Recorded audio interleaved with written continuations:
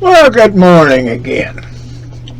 I've been looking around thinking, I got a response to one of my good or evil videos from a fellow, and it said the evil wasn't the problem, it was polarity that was the problem. Now that's not right. Polarity, that's the big buzzword that's going around. Oh, polarity, polarity. We got the red, we got the blue, and this polarity is just out of control because we cannot do what it is we need to do. Well, in the first place, what is this we they're talking about? It's certainly not we the people. See now, I've said someplace in one of my videos, and I know for a fact, liberty is by consensus. It's a small group of people that can all agree on something. They live together, they live in the same neighborhood, they live in the same town, and they can all agree on certain things. What everyday life, what laws they need, and everything else. Okay. Now, they can reach a consensus where all of the people are satisfied with what they finally come up with. Now, that's why the states were sovereign, independent nations. They call them states, but back in the 1700s, state meant country, nation. See? Things have got all out of whack, corrupted. Now this goes along with that,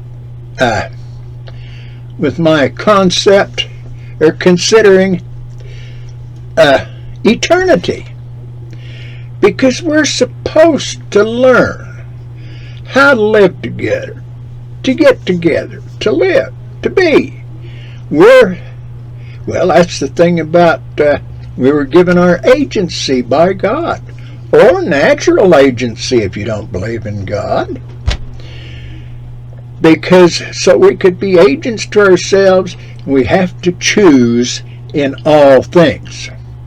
Now, when somebody takes away the right of a certain group of people to choose, to use their agency, well, under Christianity, that is unrighteous dominion.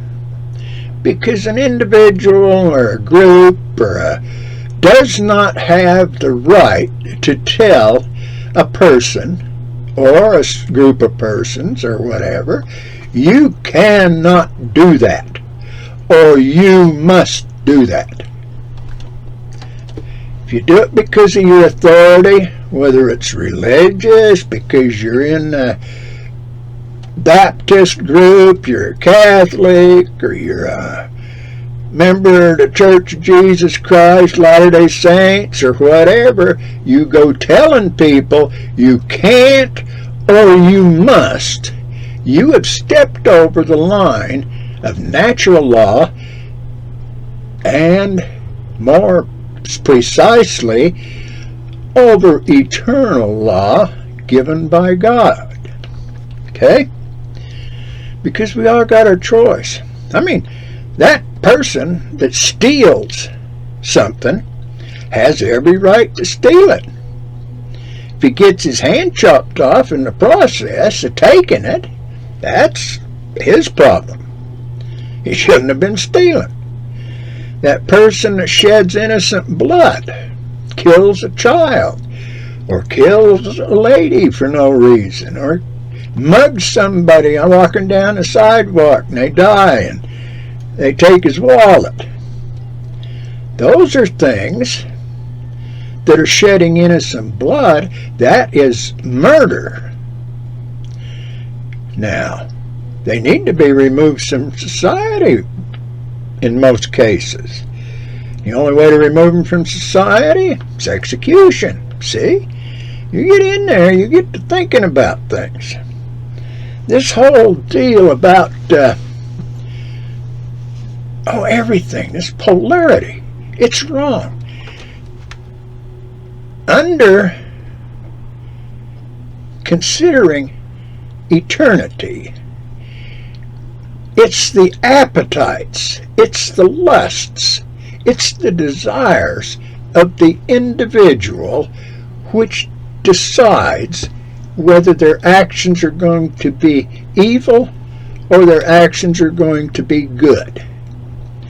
The individual, in all cases, decides for themselves. Now, there may be influences. The parents may teach them wrong, or their community may teach them wrong, or that bunch of kids they get to run along around with teaches them wrong, and they choose to do these things. Well, when they choose to do these things, that is their crime or sin or whatever. But who convinced them? Who taught them? See, there's a crime or a sin related with that. So this whole thing of good and evil and studying on it is hard to do. But, if this is our education for moving on in eternity after mortal death, people say, there is nothing after death. When you're dead, you're just dead. Well, that's not right.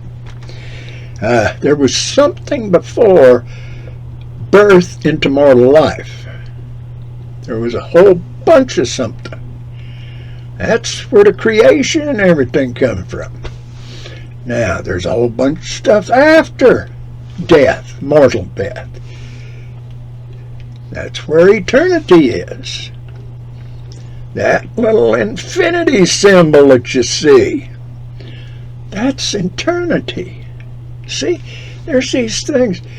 You have to learn, you have to think about it, you have to meditate or whatever you want to do.